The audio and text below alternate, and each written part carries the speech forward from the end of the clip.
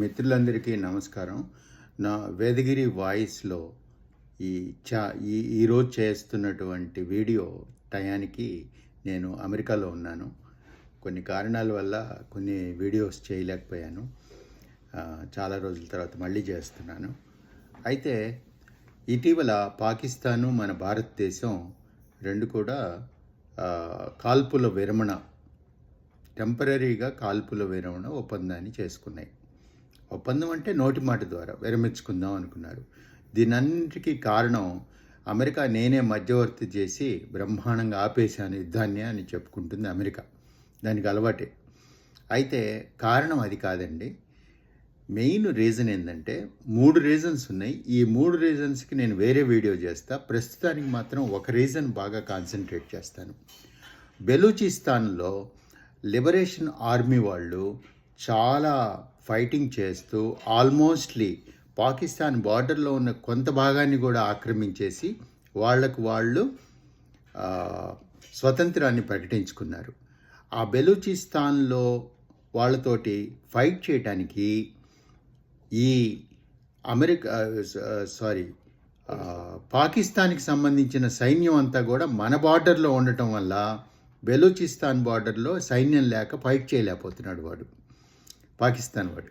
దాంతో ఏమైందంటే వాళ్ళ డైరెక్టర్ జనరల్ ఆఫ్ మిలిటరీ వాళ్ళు మన డైరెక్టర్ జనరల్ ఆఫ్ మిలిటరీ వాళ్ళతోటి మాట్లాడి ఈ సీజ్ ఫైర్ అనేటువంటిది రిక్వెస్ట్ చేస్తే ఆపాం. అంతవరకే. అది కూడా టెంపరీగా ఆపాం. దీనికి 3 కారణాలు ఉన్నాయి యాక్చువల్గా. సో నెక్స్ట్ వచ్చేసి ఈ బెలూచిస్తాన్లో ఎందుకు అంత గొడవలు జరుగుతున్నాయి? అసలు బెలూచిస్తాను ఎవరిది? అసలు పాకిస్తాన్ది కాదు బెలూచిస్తాన్. పాకిస్తాన్ ఆక్రమించుకుంది 1970sలో. లాగేసుకొని తనలో కలుపుకొని వాళ్ళు పాపం వాళ్ళు చాలా బీదవాళ్ళు. తినటానికి తిండి కూడా ఉండదు బెలూచిస్తాన్లో. ఆ రకంగా బెలూచిస్తాన్లో తిండి లేకపోగా అక్కడ ప్రకృతి సంపద బోలెడంత ఉందండి.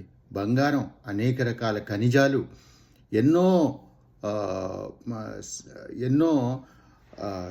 విలువైన ఖనిజాలు కూడా ఉన్నాయి అక్కడ. అవన్నీ పాకిస్తాన్ తోముకొని అమ్మేసుకుంటుంది.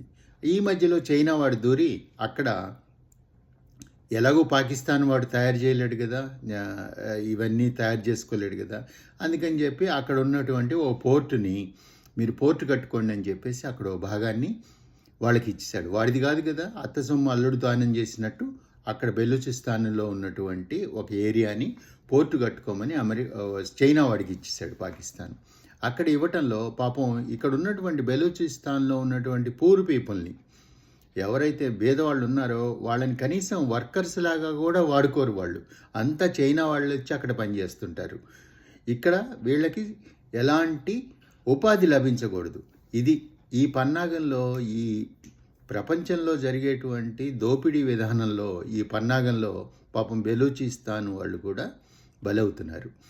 సో అందువల్ల బెలూచిస్తాన్ వాళ్ళు ఈ మధ్య రైలు హైజాక్ చేయటం, ఇవన్నీ చేస్తూ ఫైనల్గా ఇప్పుడు మొత్తం ఆక్యుపై చేసుకొని బెలూచిస్తాన్ని లిబరల్ అంటే యునైటెడ్ నేషన్స్ ఆర్టికల్ 50 ప్రకారం తమకు తామే స్వతంత్రం ప్రకటించుకున్నారు గత 5 రోజుల్లో.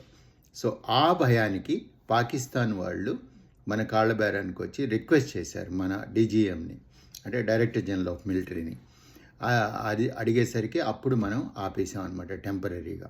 మిగతా 3 కారణాలు నా నెక్స్ట్ వీడియోలో చెప్తాను. అందరికీ నమస్కారం. నా ఛానల్ సబ్స్క్రైబ్ చేయండి దయ ఉంచి. మనం అనేక మంచి విషయాలు మాట్లాడుకుందాం. ఇదొక్కటే కాదండి, మన నెక్స్ట్ తరానికి, మన పిల్లలకి, మన భవిష్యత్ మనవాళ్ళకి కానీ ఉపయోగపడే అనేక అంశాలు, మన రొటీన్ లైఫ్, కుటుంబం, ఉమ్మడి కుటుంబంలో ఎలా సరదాగా ఉండేవాళ్ళం, ఇవన్నీ విషయాలు మాట్లాడదాం. విన్నందుకు ధన్యవాదాలు. Thank you very much.